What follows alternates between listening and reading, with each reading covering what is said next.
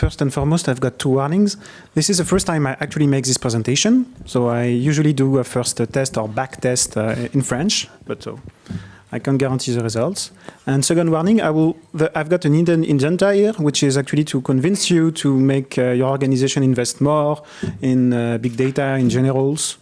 And because I'm a vendor of a big data tool, it's actually an hidden agenda. So I really need to warn you first.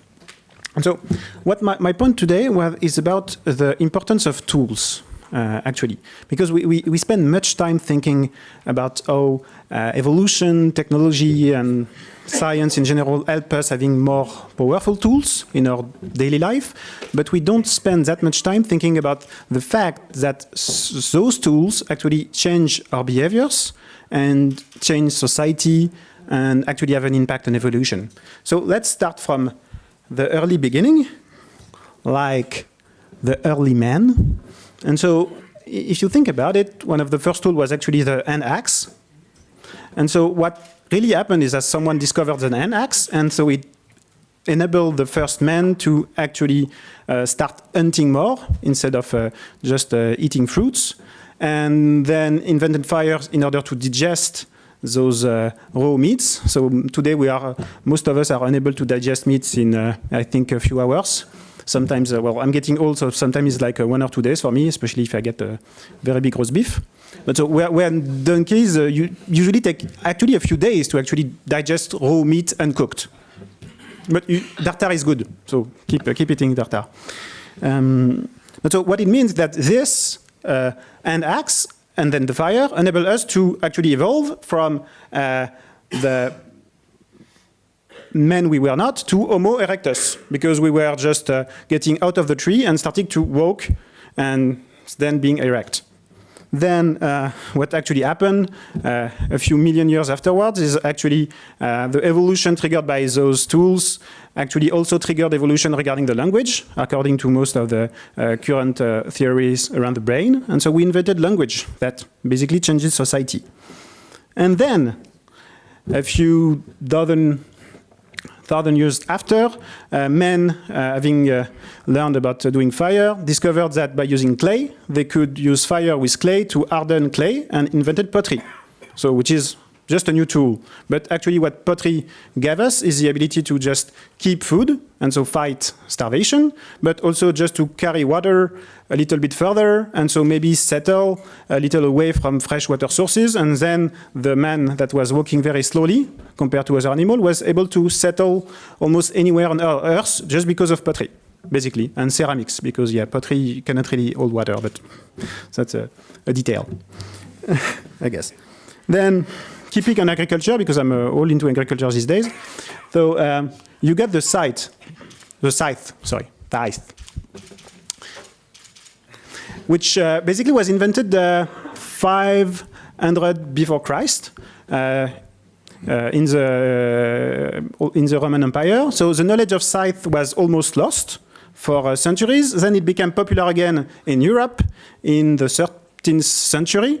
And it basically enables individual workers to harvest acres of wheat in a single day, then leading to increase of productivity, the monoculture of cereal in Europe, which is either good or bad, I don't know. But increase of productivity, laying the ground for the Renaissance.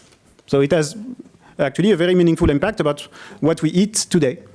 And to get to more the nurture of mind, another example is pencil. So pencil was actually discovered, reinvented in England in the 16th century. Actually, people discovered a raw mine of graphite. And so we're able to cut out of this mine the first pencils made of graphite. So for at least 200 years, it was very hard to make those pencils because you had one single raw mine of graphite available in all Europe, somewhere deep in northern England.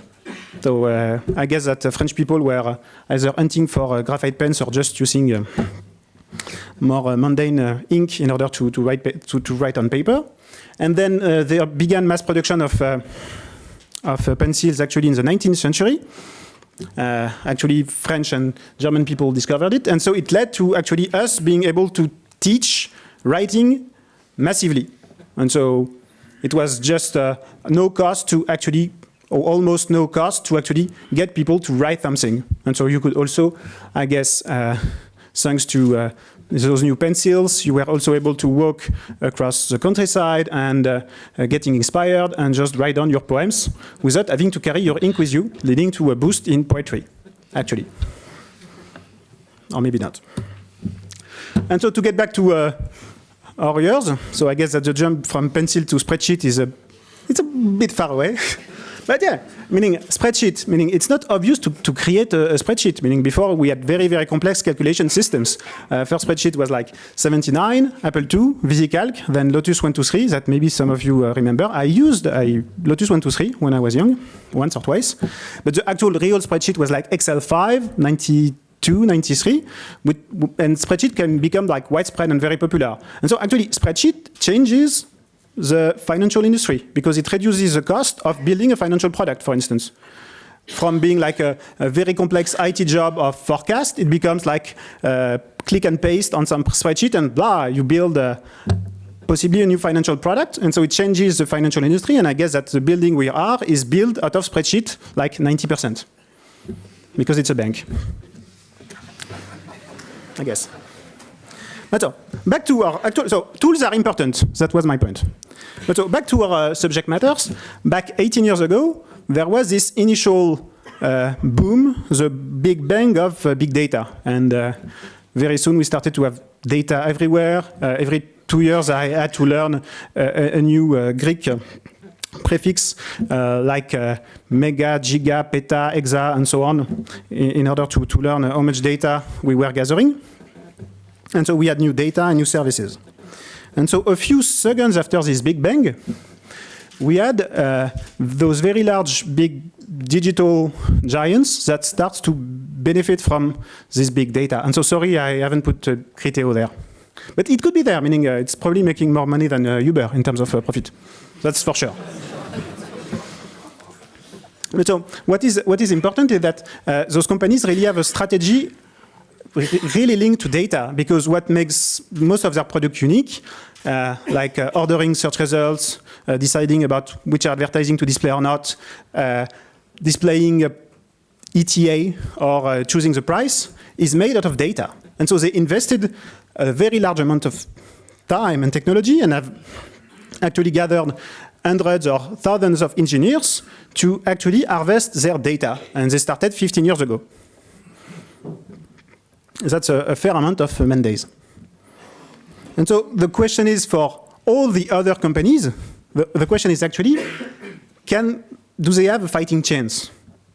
Actually, that's what really worries me sometimes. But that's true.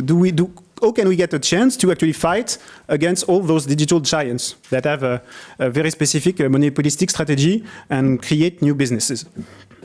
And so, to talk about this, I've got like 3 kind of observations. The first one is that, I'm not sure about this animation, but maybe a little too much. But the first observation is important. It is that most of the raw technologies for artificial intelligence is actually available for free.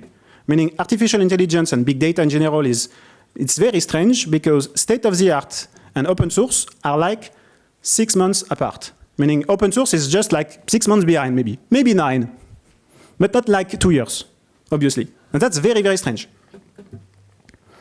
The second is that observation is that data leads to gains, but it's like exponential gains, meaning you can get, and so I think that it was pointed out in the Criteo presentation in some way, you get some gains by using data for better understanding of what is happening in your system, for better decision making. But if you can really automate the decision making and making data part of your product, like really change the user interaction thanks to data, you should really get there. But so it means that you really need to invest into data, and it's not just about engineering. It's like business and engineering and product related.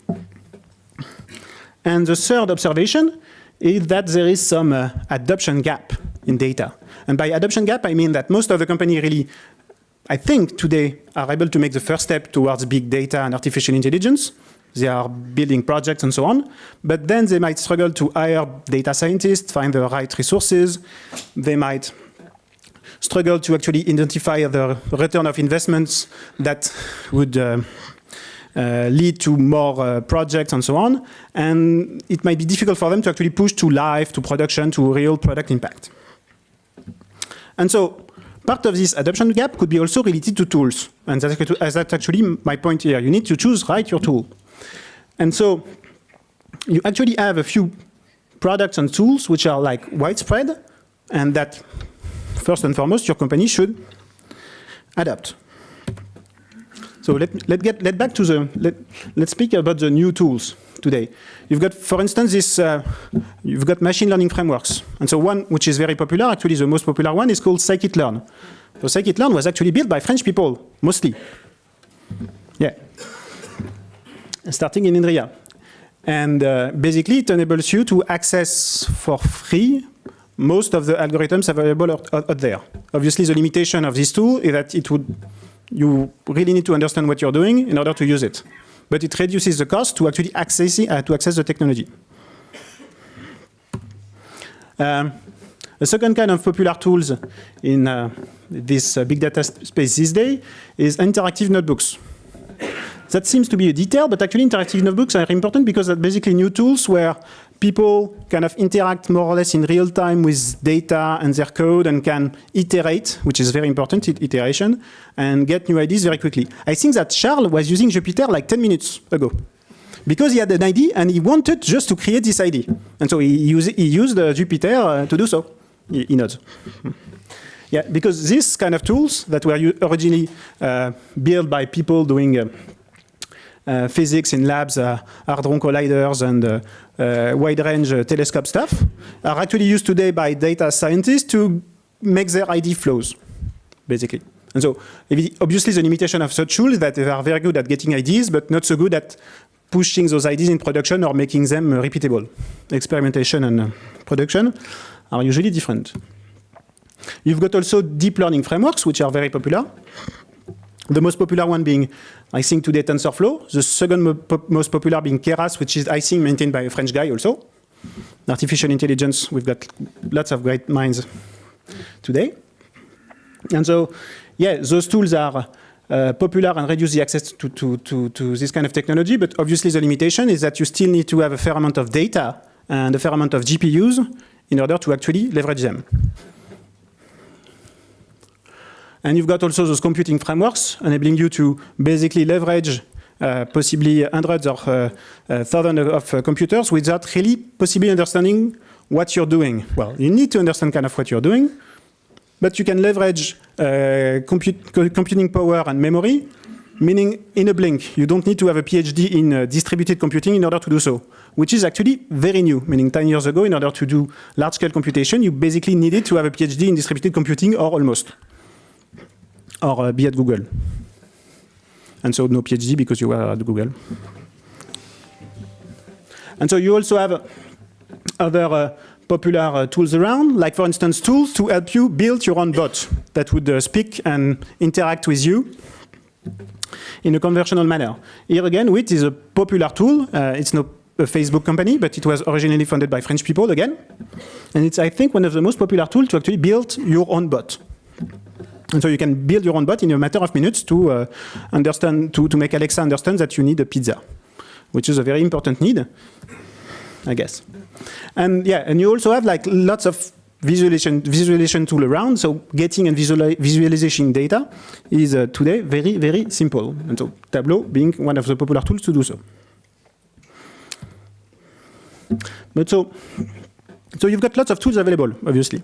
But my vision, my kind of personal vision when I created Dataiku was that one of the challenges you have with new tools is usually a challenge of culture. Meaning you've got lots of tools, but they actually target usually different profiles and they have different level of access. And what is also very important in this the ecosystem we are today, and it actually relates to the fact that you need your as Bastien pointed out before, you need your intuition most of the time when you're doing data stuff. You need engineering skills, but you also need to have business intuitions in order to get things done, because you cannot just do everything with computer. You need to have teams where engineers and business people work together. And so the one which are more into coding must be next to the one which are more into clicking. And they need to really, you need, when you start to do a data science at scale and get all those tools inside the company, organize your team in such a way. Another important factor is that today you also need to empower individuals within your company. I do see in most companies, most people are actually interested in data science, in the sense that they are working on data. Their job title is maybe analyst, business intelligence officer, strategist, and so on. But they do understand that in order to get to the next step, they need to be able to do forecast, to learn new languages, to learn new techniques, and get a little further. And I think that a third big stake for company is actually also to embrace openness.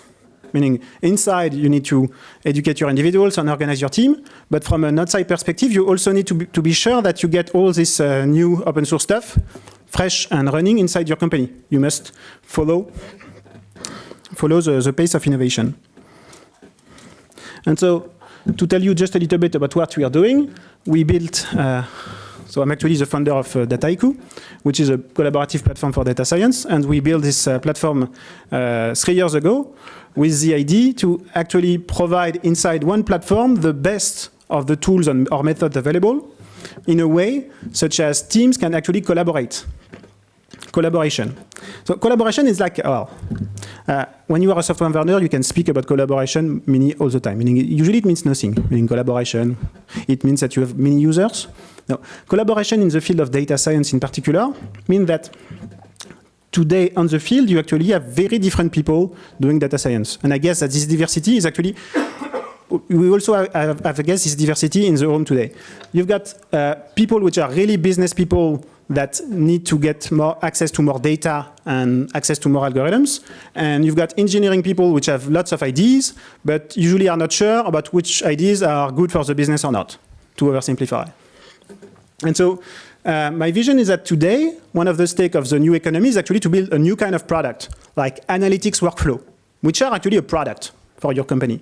And those products basically take data in and transform this data in intelligence. And you have to actually get several profiles to collaborate on those products in order to build them, which is a big challenge. And to oversimplify, in this kind of processes, people which are into coding need to be able to code, and people which are more into visualization need to be able to access the data. And that's a big stake.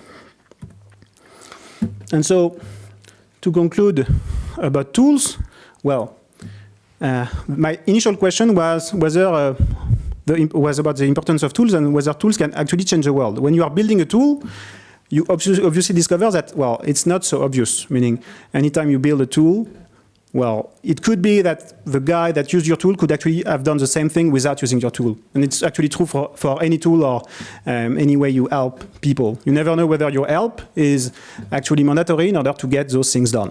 But I think that my point was actually that whatever happens, what matters is the actual motivation and the willingness of the people that do the thing. It's all about the hand holding the pencil, or the mind driving the spreadsheet, or for the matter meaning, the ambition you have on data. And so my point would be that if you are really hands-on into data, you should probably try to learn about the newest language and the newest techniques and invest a lot of your time actually in order to get those things done. And if you are a data manager, to learn about the newest strategies and the way to get those things done in order to make your company successful. Because we are today like in the middle of the revolution of big data. So revolution means usually 10 years, like the French Revolution, maybe 12, don't know, Napoleon. No? And so maybe we've got like 5 years left. So it means that you've got 5 years either to change your career or to put your company on the right track, which would be my conclusion.